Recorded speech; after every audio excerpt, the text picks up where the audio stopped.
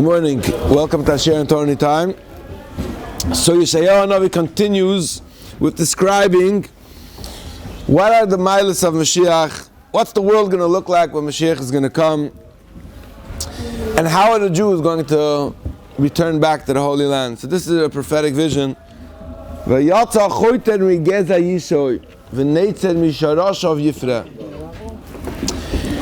going to be a staff that's going to come up, a staff of rulership. It's going to come out Migeza Yishai, from the root or from the stump of Yishai, which is the same description that we had, that imagine you have a tree stump that's cut down. But then suddenly one day you walk by this dead stump and there's like a new shoot coming out. There's a new starting to grow again. You're like, wow, that's like a rebirth. So there's going to be from the stump of Yishai, there's going to grow out a new shoot. And this branch that's going to come out from the tree is going to start flowering. It's going to give out fruit. So again, Mashiach is, the metaphor is like, it's dead, but there's still a trunk. But what's a trunk? It's something that could give birth. And that new, like a sapling or that shoot that comes out, suddenly you see that it's flowering and it's giving fruit. That's like, wow, Mashiach is going to be that Chiddush. And the spirit of Hashem is going to rest on him, which is a spirit of prophecy. Ruach Chochmah.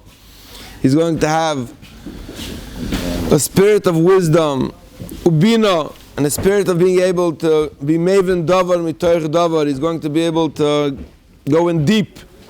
Ruach Eitzah is going to have a spirit of advice, of an Eitzah, to be able to guide people in a way that's going to lead them to their Tachlis. Gvura is going to have a spirit of strength. Ruach Das, he's going to have a Ruach of Das, is the next letter of Sheyedas Hashem, V'yiras Hashem, and a spirit of Yiras Hashem, V'herichoi. And this is a very, very famous pasuk. V'herichoi, this is where you're talking about Moedech Vadoim. One of the characteristics of Mashiach is that it can schmecken. You'll be able to, he's going to be able to see if somebody's false witness. But the Nikid is like I told him, heißt hat a schmeck. Hat a schmeck, that is like an intuition where you're able to sense. So v'harichoi, b'yiras Hashem, he's going to be able to tell on people that can schmecken. He's going to be able to tell, v'loi lemare, ein of yishpoit. He's not going to judge people based on their appearance. It's not going to be based on, let me like scan you up and down, you've put you into a profile machine, you like take out the tags and the labels, and based on that you judge the person. So you can rank him in the most, so the nicht rank him in the most. So it means he doesn't judge you according to your externals. He sees you b'pnimius who you are. He doesn't judge you based on what he heard. You know, even though we have like Lashon Hara doesn't speak to me, you know, all this beautiful, right, it's a beautiful, beautiful song, but it's like Mamish talks to us. It's like Mamish does. Because everything we hear is only L'Tayelas, right? Das Muzuk in Lubavitch. Pflegt sagen, also why in Lubavitch? Lubavitch legt mir sagen, Lashon Hara mit Anomen. Mit Anomen? Ja. Lubavitch legt mir nur sagen, Lashon Hara mit Anomen. Für was? Weil Lashon Hara ist doch nur Mutter L'Tayelas. Und was für der Tayelas hat, das hat man weiß nicht den Namen. Right? So, he doesn't judge you based on what he heard about you in the mikveh, b'agav, doesn't judge you that way. Sheikh is somebody who's a shmekter, just like he smells a rat. He also smells when there's a reach boisem. He also smells when there's something beautiful and somebody who seems like a rat. You have to understand that reichoi goes both ways. We're used to saying, Azarat Hashmek, Atagit Hashmek, mind, Atagit Hashmek, that he can smell out something that's negative. But Mashiach, he smells out your positivity, even though your external appearance makes you get judged. And even what the message about you isn't so he could still smell you Nekuda Tova. V'shafat b'tzedek dalem. Another one of the milas of Mashiach is that he stands up for the poor. Again, this is a big theme in Yeshayahu. That the main theme of Navi in Yeshayahu is about tzedek, is about social justice, standing up for the poor, the widows, anybody who's on the lower rungs of society. Mashiach is that guy. V'shafat b'tzedek dalem v'yichiach b'mishor. And he's mechiach, he chastises le'an ve'aretz. He makes sure that the an ve'aretz don't get ripped off, don't get stolen from. V'hiko eretz v'shevet. And the wicked ones, he hits them. But up until now, if you remember the metaphor in the last Pedic, where was Sanchedev go wrong? Sanchedev was really a stick, biyad Hashem. That was what we were talking about in that picture with the axe and the stick. And the whole message was that Sanchedev was a stick, biyad Hashem, in order to punish or in order to bring the Jewish people to a message. Sanchedev thought that he's powerful on his own. And that was his downfall. When Mashiach is going to come, he says, he's also going to hit down evil people with a stick. But by him, it's going to be v'hiko eretz b'shevet piv. This is the deepest of the deep. You know, in Chinuch, there's something makal v'agezer. You have like the carrot and the stick. There's a concept of discipline. Now, there's a stick, like when I was in Chayder, when ich bin noch gewesen in Chayder, there was still the stick. I went to more man Chayder, so they only used to hit you like with your hands like this. Like in the more frumach Chedarim, they used to, like my kids, when I was talking to them last week, every year when it comes Parsh Mishpatim, you talk about Parsh Mishputim, Blech and Ahoizen, my kids know it's supposed to be funny, but they have no clue, because they have nothing is different Parsh Mishpatim than any other week. You don't get lined up and but anyway, once upon a time, the Shevet meant the Shevet. But when Mashiach is going to become, the Shevet is going to become evolved, that you'll be able to get the effect of a Shevet, b'Shevet Piv, with the stick of his mouth. His words are going to be the stick that's going to set you in place, that you won't need to have a stick anymore, that you're going to have Cheved lining up and give him patch. And just from the Ruach, the wind of his lips, he's going to be able to set people straight. That's Mamish Gewalt Messianic vision. And there's going to be the righteous ones are going to connect to him. They're going to be like his gartel. And people of faith are going to surround him. And here's where we describe after what type of a person or characteristics Mashiach is. Let's describe what is the world going to look like when Mashiach comes. Gewalt.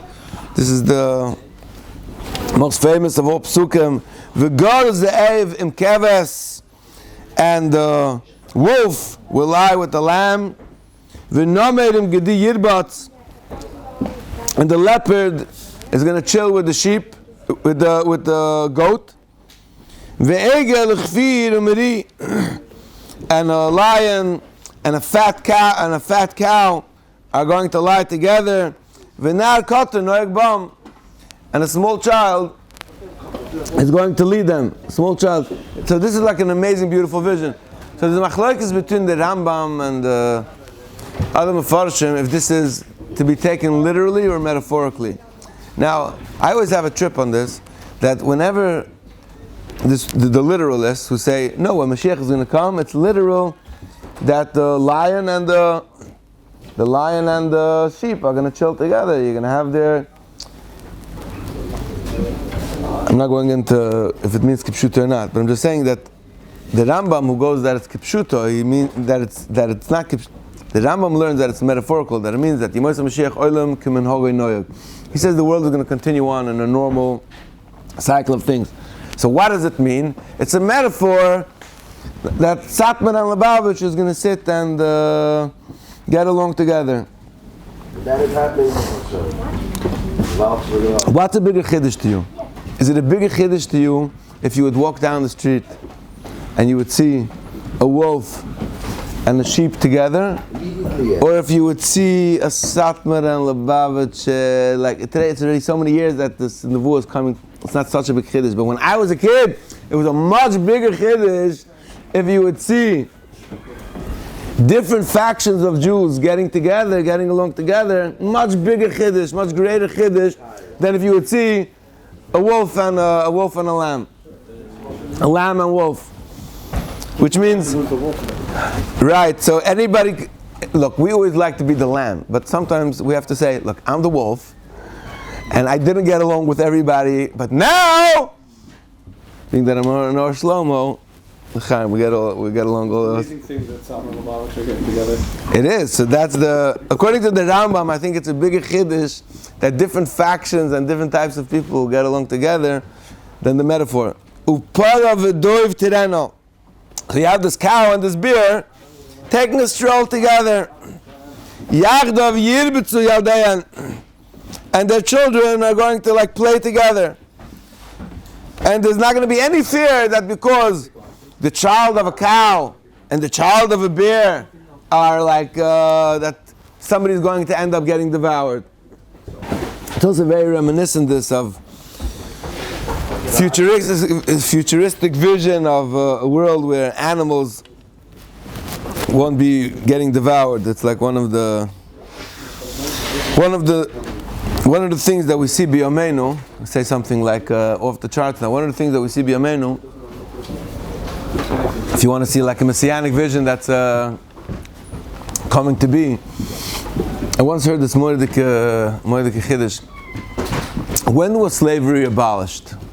So people think, Lincoln came, there was abolitionist movements. The truth is that the time when slavery became abolished was when they came out with the combine machine. They came out with this machine who had started taking the place of human labor. Suddenly everybody chapped, hey, I don't need so much human labor. As long as there was no combine machine, it didn't dawn upon anybody. That's like when you have all these woke chevre who are busy, that Lincoln was a racist because, well, not Lincoln, Washington, Jefferson, Lee, they were racist, they had slaves. Again, it's everything relative to a time period. As soon as the combine machine came out, that's when people started to realize that, hey, I don't need human labor, and that's when people became all evolved and they said, hey, we don't need slavery anymore. Same thing, in 50 years from now, our great-grandchildren are going to meet you, they're going to ask Zaidi, is it true that you used to eat a cow? Is it true you used to eat cows? They're not going to believe that you did such a barbaric thing like ate a cow. Why? Because the day the 3D printer is going to print out steaks and you're going to be able to put in, if you want it to be flanken or more like a tomahawk or 1.5 inch and how much fat? Huh? Nobody wants to eat plastic. Yet. You have no idea how good plastic is going to be. Oi.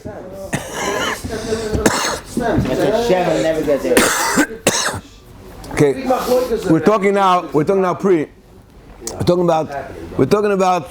one day that it's going to end up being the actual atomic structure and it's going to produce. Nobody's going to have flying horses already. Flying cars. Flying cars already around for 100 years. Flying cars already around for 100 years. The Alter Rebbe writes in Likutei Torah, he talks about of somebody something as absurd as a flying ship, as a flying ship. Alter Rebbe talks about it, which is something that actually came to be. Ich verstehe, but I'm just telling you. I just want to explain that in a naturalistic way. If you want to understand how is it going to come to be, when technology is going to replace. Just like technology replaced slavery or human labor, when it's going to replace animals, then nobody's going to even imagine why in the world did you ever kill a cow to eat it? It's going to seem as barbaric as telling somebody, were you a cannibal? You mean to say you used to eat people? That's how ridiculous it's going to be that we ate animals. Okay, look, it's on video. Hopefully it's going to be on Torah anytime, and I said it now. And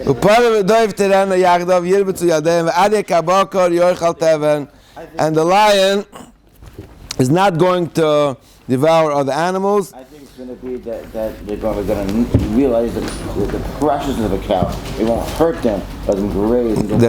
They will recognize the preciousness only after there's going to be a replacement for the human needs. Still going to eat it, but you're going to eat it in such a way that... There's maybe like lishma. There's going to be people maybe lishma. Yeah, and a lion is going to be like a calf. It's going to eat straw. He's going to play on the hole of a snake, and it's not going to get bitten. That means the snake won't have a need anymore to utilize its venom to kill. That means it's all internal human conditions, that we won't have a need to tear somebody down or to bring somebody down. Usually there's a need to bring somebody down because we feel threatened. And in order to protect ourselves, we utilize the snake mechanism we have to get the guy out of the way, to bite him from underneath, or slide away, to poison him. We do it all the time. Whenever we're afraid that someone is going to get involved or interfere in a relationship that we have or in a business deal that we want should happen, and there's somebody who's in the way, so how do you get the guy out of the way? You poison him. That means you just speak about him in a way where his, not lashon hara chas v'shalom, we don't do that, but you just paint him, frame him in a way where he becomes irrelevant. It means that in order to protect yourself, you poisoned him. You utilized your snake. But could you imagine when we'll be in a world where we won't have any need to poison other people in order for us to be? So that's another type of a snake. Gomel yodoi hodo is going to be able to. A child is going to be able to. A child who's nursing is going to be able to stretch out his hand, and nothing's going to happen, because there's not going to be any hate between the snake and man. Which again, this all comes from within ourselves. When we remove the hate within ourselves, then the snakes don't have any power. That's if you want to connect how the pshita shamikda and the metaphoric pshatim that animals will be able to chill together. That's how they merge. And when people are going to be healed from having to use their energy and their power for a negative place, and the animals are going to mirror that as well. Those wild animals are not going to do damage. This is the ultimate pasuk, because the world is going to be filled with knowledge of God. Like the waters, just like waters fill up the waters, so too the wisdom of Hashem is going to fill the entire world, and there's not going to be any jurisdiction for any negativity or violence. Depression. Okay. The seabed and filled with depression. Correct. And hollows. Correct. So through the knowledge of Hashem will fill the world of all its creatures. Correct. That means just like water is going to fill every place, every keli, just like every in the bria, this kalim, and the kalim, water fills all the kalim in the world. So too, Das is going to fill all the crevices and cracks of the world with wisdom of Hashem. It's going to be on that day. The king Mashiach is going to go out of the root of Yishai, Asher Oimed L'Neis Amem, that all the nations of the world are going to follow him, just like soldiers who follow after a flag. That means Oimed L'Neis Amem. He's going to be like a flag that everybody follows. Elav Goyim Yidroshu, and all of the nations are going to listen to him, whatever he's going to command. And being that everybody is going to honor him, there's not going to be any need for conflict, any need for war. Everyone is going to be okay.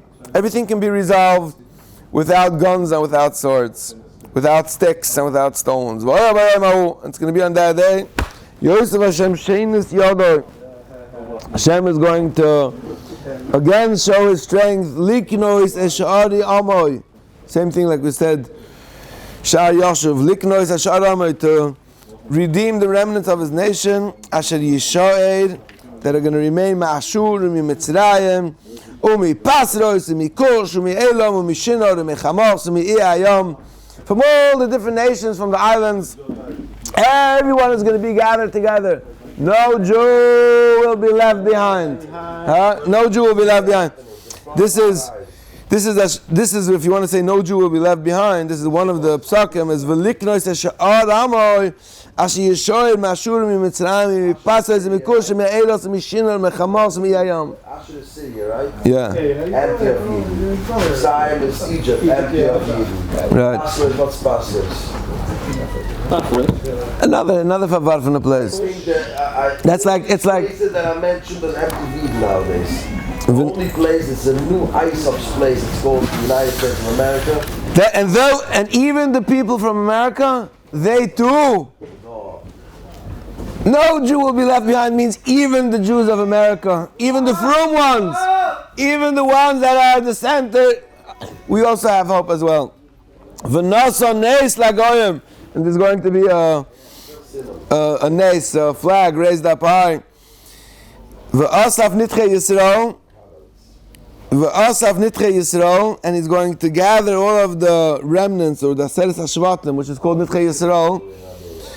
Unefutzos Yehuda yekabetz me'al bekanfos haaretz. You will be left. Unefutzos Yehuda yekabetz, and the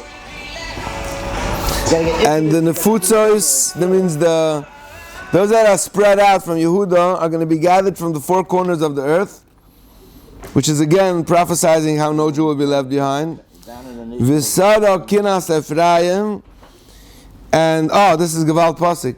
V'sara kinas Ephraim v'tzara Yehuda. Throughout Nacht, there's always a fight between the children of Rachel and the children of Leah. There's always this fight. So that's what it means. V'sara kinas Ephraim v'tzara Yehuda yikaresu. That conflict is going to be eradicated. And Ephraim lo yikanes Yehuda, v'Yehuda lo yatzeres Ephraim. Another Satmer and Lubavitch, everyone is Svardim, Ashkenazim, you'll get there. Right, I think that's like I'm sticking the 80s, We used to say, stuck in the Chuf Yudin. It's like we're stuck in the 90s, we have to move on from the 90s. Va'afu b'chasef. Now he talks about how the Jews are going to conquer their land. Va'afu means like a fast, like a very fast, like a bird, an eagle of sorts. V'afu b'chasef Pelishtim, and they're going to conquer. Against the Palestinians? Al Pelishtim Yama, on the Pelishtim, which are on the west, they're going to conquer them. And Yehuda and Ephraim Yachtov Yevoizu b'nei Kedem. That's the trip over here. You hear? That if Yehuda and Ephraim as Yachtov Yevoizu b'nei Kedem, that the two prior enemies, Yehuda and Ephraim, are going to work together to take over the Kedem, which is again when there's unity by the Jewish people. That's when we succeed. Edom Imoyav Mishloach Yadam. Edom Imoyav is going to. Their Mishloach Yadam means that they're going to be able to take it in with their hand. B'nei Ammon and Mishmatom, and the people of Ammon are going to listen and going to subjugate themselves to them. V'hechem Hashem is the Shon Yom Mitzrayim. So what's the way that Hashem created and prepared for the Yidden that they're going to return from exile? V'hechem Hashem is the Shon Yom Mitzrayim, which is the Nilus. V'heinif Yodi al Anar, which is the Euphrates, to dry it out, which means that's going to become passable. There's not going to be any obstacle. Nothing that was once an obstacle is going to be an obstacle any longer. And he's going to split it into 7 ways, that every one of the Shiva Golios, in the Chalim is small streams,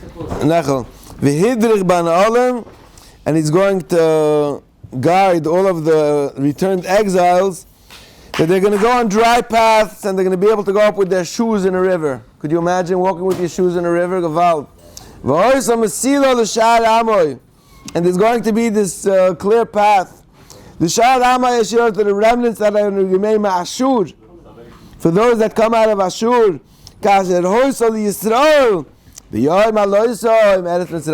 just like when the Jews came out of Mitzrayim, there was a clear path. There was all the miracles that the Medrash says. So too, in the times of Mashiach, there's going to be a clear way.